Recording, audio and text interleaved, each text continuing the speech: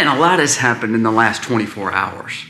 From our military bases getting a heightened terror alert within 24 hours. They said because of the situations that's already transpired since January 1st, all military bases have a heightened protocol of terror.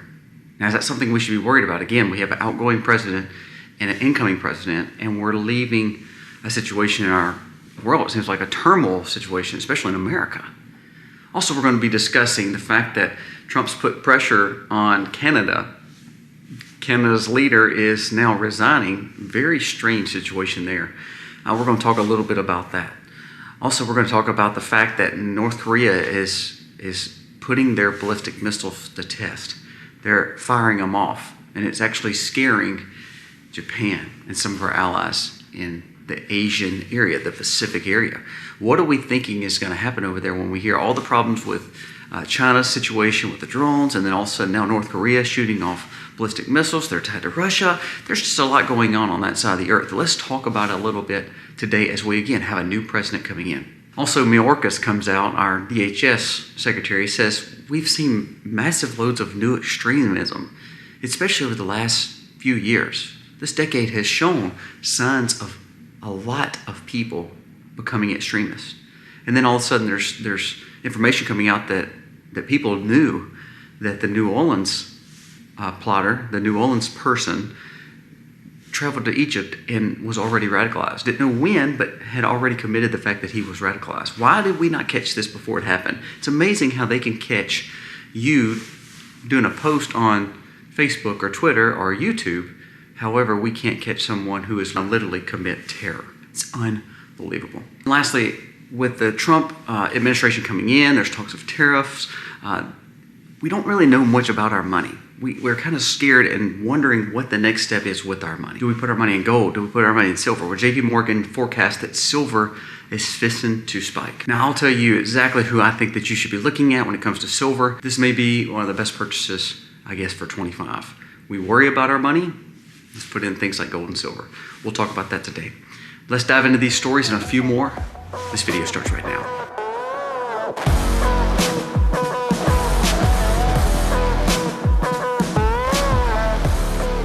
Hey guys, welcome to the Max. I think we can make it outside. It's pretty windy. It's not as much rainy anymore, so we're going to try to make this video happen outside. If you are new to the channel, go down here, press subscribe, ring the bell. Give us a thumbs up or a thumbs down, that's okay, but let us know what you think about the content of today's video. We had a terrible storm last night, and it's good to see some power back on and electricity back on, but we're all safe, and so thank you for all the people that reached out to us via email and also on our blog channels. You could check some of those out and what we were going through in those storms from the last 2 days. But thank you so very much for being here today. Let's jump into these stories. Justin Trudeau is now resigning as the Canadian Prime Minister. Now, why is this a big deal and why are we talking about it? Personally, I could care less. But here's the thing. Trump started this push that he was going to kind of take him out of power, and he's no longer really a prime minister. He's just a governor because we're going to end up taking over Canada, and they're going to be the 51st state. We do too much to help Canada, and they're not doing enough to bow down to us, and this trade deficits, we give them too much money, all that talk. Now, for the longest, it was just like, well, that's just more rhetoric from Trump, and I like it because it's kind of funny. I'm a Trump supporter, so. But here's the thing. That pressure made people in Canada say, we need a new leader. We need a new leader. I mean, look at Pierre Provost, or however you say his name, is now starting to really get some light shed on him, and it seems like he's going to be a great leader, and I hope that they actually in Canada will put him in power. But you're starting to see movements of that rhetoric that Trump does, like the Greenland talk. Also, now they're wanting to pull away from Denmark.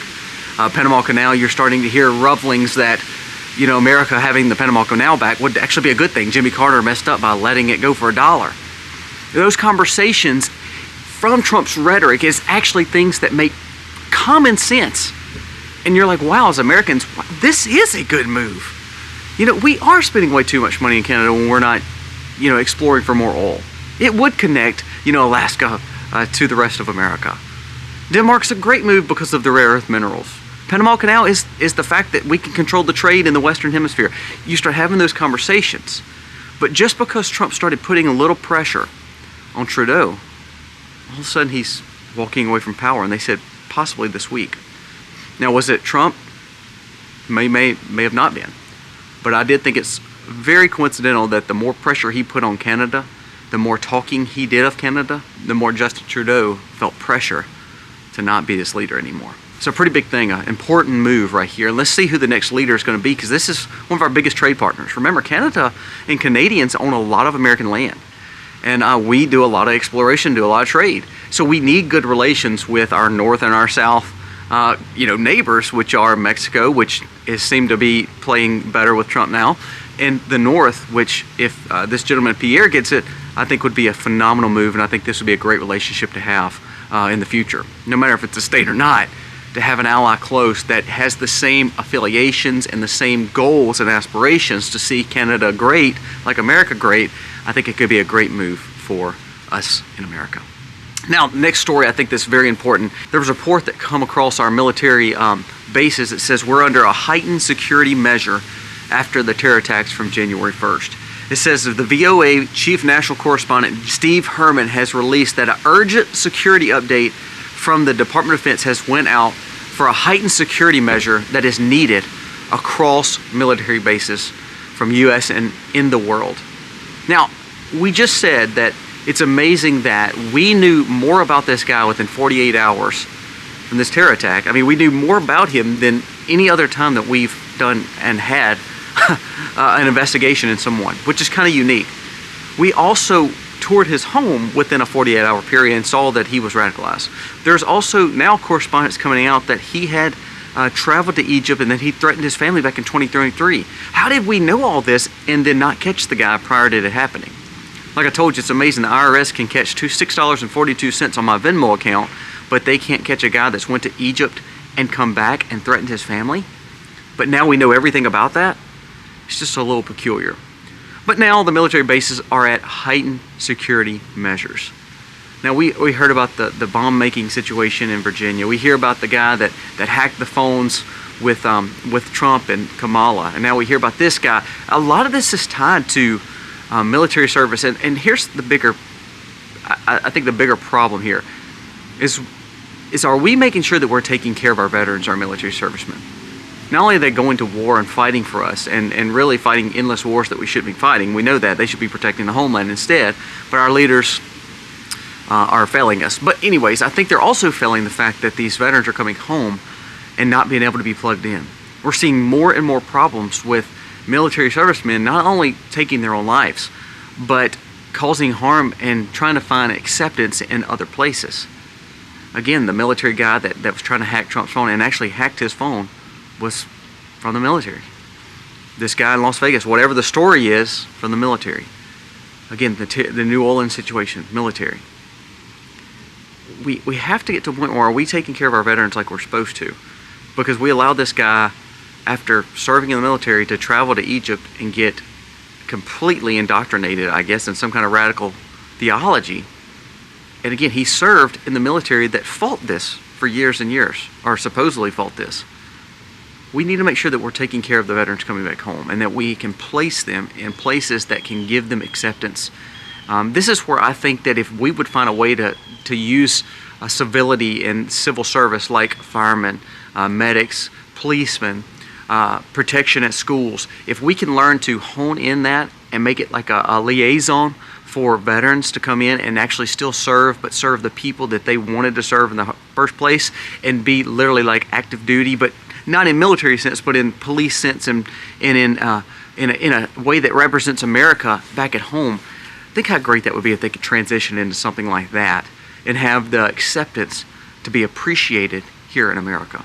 I think that'd be a good move. That's just a side nugget. I just think that that's something that we need to look at for sure.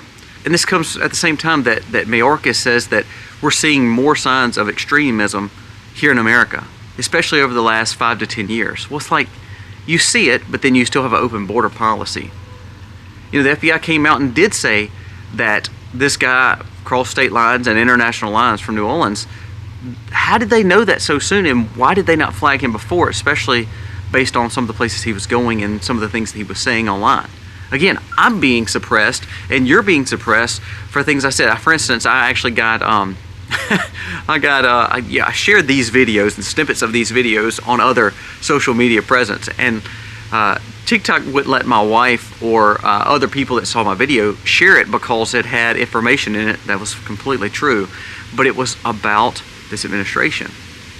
So it's amazing that they can flag my information that is completely true, completely news, and things about a conservative point of view, Christian point of view, but that we couldn't catch this guy from 2 or 3 years ago when he was going across seas and making comments about how he was supporting terror. And we allow a march the same night in New York in support of Hamas.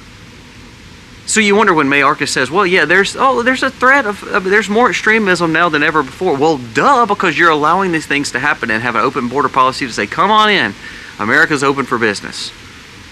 This is what the leadership has done. From trying to ban your use of gas to literally allowing people to come in here.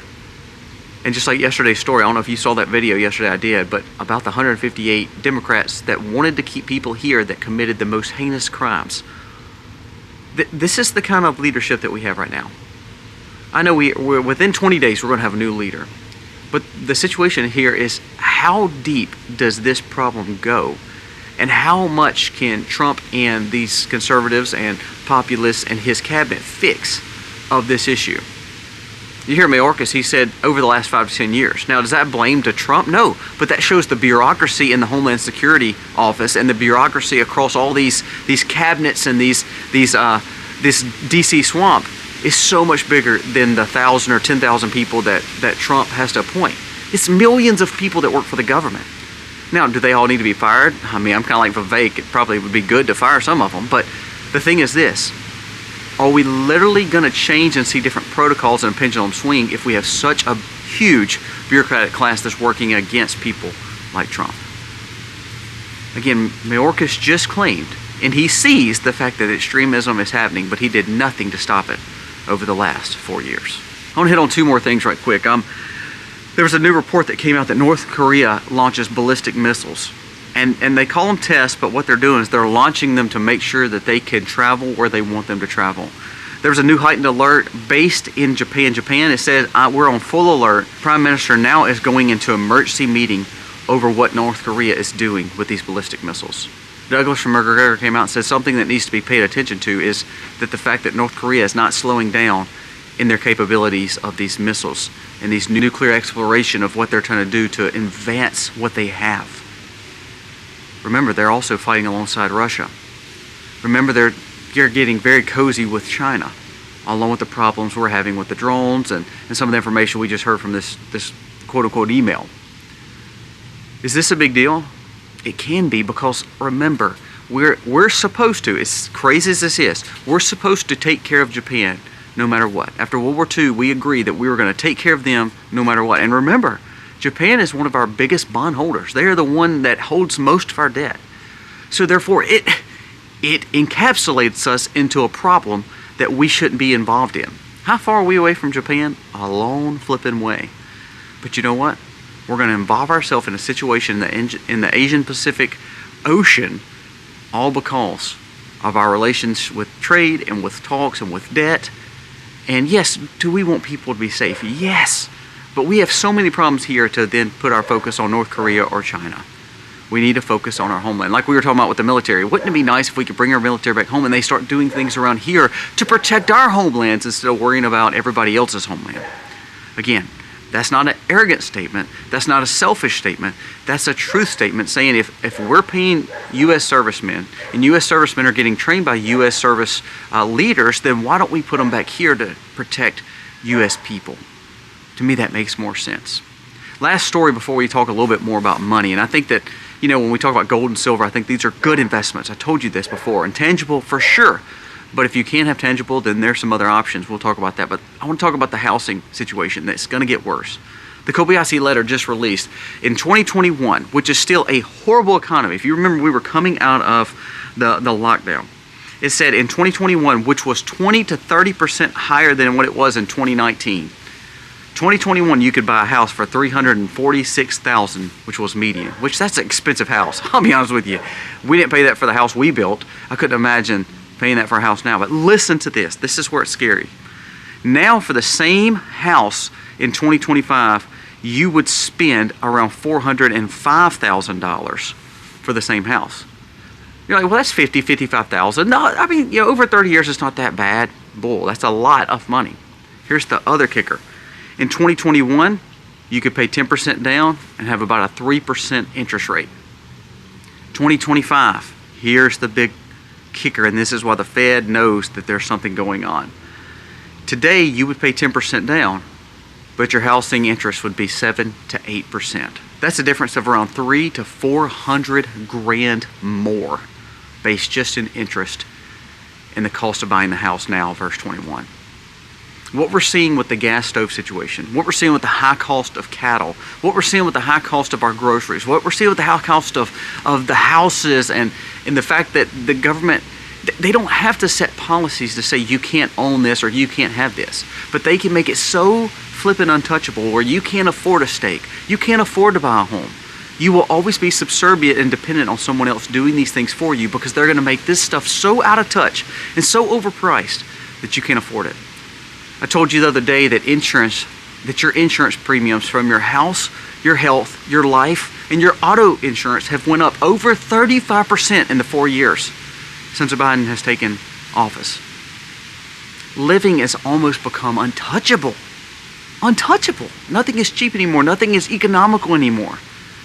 We're going to see the destruction of our economy if we're not careful. And there's a big bureaucratic class in Washington that wants to see Trump fail. And this is where we have to take things in our own hands. So make sure you are doing smart things with your money. Make sure you're budgeting and trying not to spend so much money, because everyone else is against you. I mean, the fact that you can't even hardly buy a house. I have family members, and I'm, again, I told them years ago not to sell their home because we knew something like this would come, another 08 situation, which is just 7 times worse than 08 based on the numbers. And now they can't buy or build, because the fact is the money they made out of their home is not even enough to even touch the cost of what it's going to cost to build now. We're in scary times, and we need to pay attention to this, and what that takes is we need to become more independent on a system than worrying about to keep up with the Joneses or trying to keep spending money that we don't have. Your groceries are not going to get cheaper, people. The fact that money is not going to get easier to come by. So work hard to budget the money you get. Now, that's to say, I don't want you not to buy a home. That's to say, I don't want you not to buy beef. I think you need to do both of those. You just got to be smart. You got to find ways to buy it a little bit more economical and try to find deals and try to budget and save as much money as you can. That's the key. Lastly, before we end up, I want to give you a word from our sponsor from today. And this is something I believe in. Actually, this is a company I've been looking at for a while now, and we've been in talks for a long time. I want to put my money somewhere safe, because right now, this world is so volatile. Here's a word from the day's sponsor. I mean, within 2 weeks of the inauguration, I'm issuing probably the most important silver announcement there could be. This is a silver company listed on the New York Stock Exchange that I believe that could be the most underrated and underpriced silver stock of our generation. Now, I tell you all the time to buy gold and silver.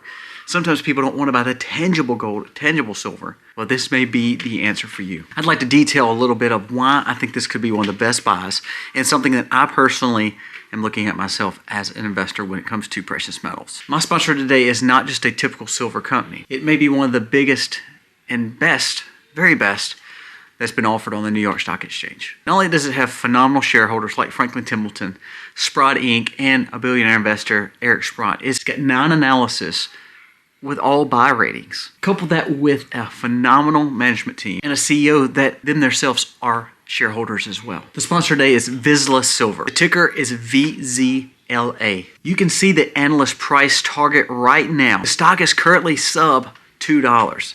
I'm telling you that these targets from $2.75 all the way to $4.50 in our markets. What a justifiable buy for VZLA Silver, whose management I personally consider to be one of the best in the business. Go ahead and dive deep into the bios of some of these top brass. Look at these credentials. I love it. All right, I'm going to drop some big news on you right now. All of the following are facts. Facts. Not speculation, not maybes, not rumors, but facts. VZLA Silver has a market cap of $500 million with $88 million in cash with absolutely no debt. VZLA Silver issued a preliminary economic assessment for its silver project with the estimated production costs over $9.40 an ounce of silver. Now think of that now, $9.40 an ounce. That's way under what the market is actually projecting right now and what it costs to actually mine the silver. Global average is $17.56.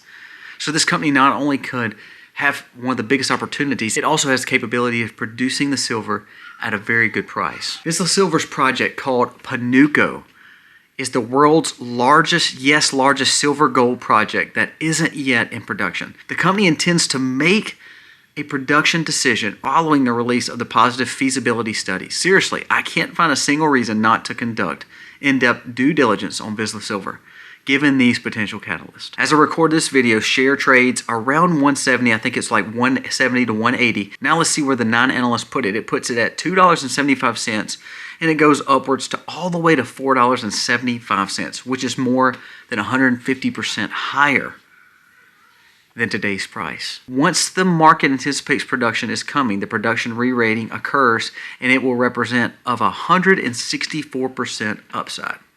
Now, I'm not going to let you miss this opportunity to understand the true potentials of upside, reaching a conclusion that today's sponsor, VZLA Silver, could be a significant story when it comes to the silver sector. There is no other silver project of this scale, size, and near-term production timeline that even remotely is comparable. I think one of the biggest and could be the biggest potential for someone wanting to get into silver. I will link below a whole plan. It's like 49 pages of a document if you want to dive deep into this stuff, because I see the potential in anything that we're purchasing. Remember, when we talk about buying things and putting our money up, we want to make sure that we are investing in things that could potentially gain us access. And when we talk about precious metals, like we do so much, VZLA Silver may be a great option, especially if you're not looking to buy the bullion itself or buy the gold or silver. Look at the mining corporation. Again, do your due diligence. Make sure that you are looking at this company. I think this is a great company for you to check out. Now again, if you choose to not invest, that's fine. If you choose to not even look at the stock market, no big deal. Buy some gold and silver. Yes, I want to buy the bullion. I want to tangibly hold it. But what about the hedge? What about making sure that my money is safe, that is already in the market? Check out VZLA Silver today. It could be the silver stock of the decade, I believe. I think this could be a great upswing for you if you're interested in looking at silver or gold as precious metals in the market. Check out VZLA Silver today. All right, guys, thank you so much for watching today. Our goal and our aspiration is always to seek guidance and wisdom in this crazy world that we live in. Man, it got crazy last night. Wind was popping, things are breaking, trees are falling. But you wake up the next morning and yes, it's cold, but there's daylight breaking and the sun will come out and there will be a new day. No matter how bad it gets, no matter how crazy it gets with North Korea or how crazy it gets with China or how crazy these situations with this homegrown terrorist situation and the fact our borders open, there's a lot of bad things happening. Keep your eyes on truth, seeking guidance, seeking spiritual things like a relationship with God, and seeking ways that you can do better this year, being more independent. My goal in telling you these stories is not to make you fear or worry, it's to make you understand that we live in a crazy time and it takes you working harder to be more independent. But overall, if you become more sustainable, more independent, and your eyes are open, then I promise you, you'll gain more wisdom than ever before and you'll be okay. Guys, thank you so much for watching. Again, check out our other channels, Life with Colby Mac. Also check out the Mac's Life, my wife's channel. And don't forget to check out the sponsor of today's video. Again, you can look at buying some silver at dollars here, people. Some of the cheapest rates that you can get, especially if you have money in the market that you're worried about. Check out VZLA Silver, a great investment. Personally, I think it's a good move. Look at them and see what you think. You can read all about them in the description. And guys, thank you so much again for watching. God bless.